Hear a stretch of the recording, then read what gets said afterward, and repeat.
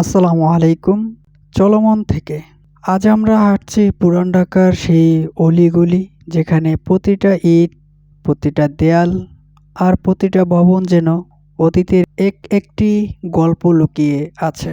British আমলে নির্মিত হয় নতুন নতুন আবাসিক ও বাণিজ্যিক ভবন, যা পুরান ঢাকায় স্থাপত্য ভিন্ন মাত্রায় যোগ করে। আজও সেই সময়ের অনেক ভবন টিকে আছে, কেউ যত্ন নিচ্ছে, আবার অনেকগুলো সময়ের অবহেলায় ধীরে ধীরে হারিয়ে যাচ্ছে। আমরা আজকে ঘুরে দেখাবো আপনাদেরকে সেই 400 শতাব্দীর পুরনো কিছু বাড়ি। চলুন আমরা শুরু করি। প্রথম দেখায় মনে হবে এটা কোনো রাজপ্রাসাদ, কিন্তু না, এটা আমাদের পুরান ঢাকার শত বছরও বেশি সময় ধরে ঐতিহ্যকে বহন করে এই ভবনগুলো নীরবে দাঁড়িয়ে আছে। সময় বদলেছে, মানুষ বদলেছে, কিন্তু ইতিহাস এখনো রয়ে গেছে। মোগল আমলে এই এলাকা ছিল একটি গুরুত্বপূর্ণ শহর।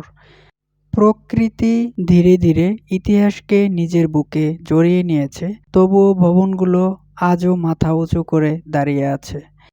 পুরান ঢাকার শুধু একটি এলাকা নয়, এটি বাংলাদেশের সবচেয়ে পুরানো নগর জীবনের অন্যতম গুরুত্বপূর্ণ অধ্যায়। এই দেয়ালগুলো শুধু ইট আর চুন সুরকি নয়, এগুলো বহু মানুষের জীবন, স্মৃতি আর সময়ের গল্প বহন করে। পুরান ঢাকা শুধু একটি জায়গা নয়, এটি আমাদের ইতিহাস, আমাদের ঐতিহ্য, আমাদের পরিচয়। এই ঐতিহ্য শুধু পুরান ঢাকার নয়, এটি বাংলাদেশেরও মূল্যবান সম্পদ। তাই এগুলো সংরক্ষণ করা আমাদের দায়িত্ব। কল্পনা করুন, একসময় এই পথ দিয়ে চলাফেরা করতেন ব্যবসায়ী, জমিদার, কারিগর, সব ধরনের মানুষ, যাদের পথচারণায় মুখর ছিল পুরান ঢাকার অলিগলি। আজ আমরা সময়ের সাথে সাথে হারাতে চলেছি এমন অজানা অনেক ইতিহাস, যা এখনও ক্ষুদ্র ক্ষুদ্র হয়ে আমাদের মাঝে মিশে আছে। বিলুপ্ত হওয়ার পথে প্রায় অনেকটি পুরান ঢাকার ক্ষুদ্র ক্ষুদ্র বাড়ি এবং পথচালক আমাদের পরিচয় হারিয়ে যাচ্ছে ধীরে ধীরে।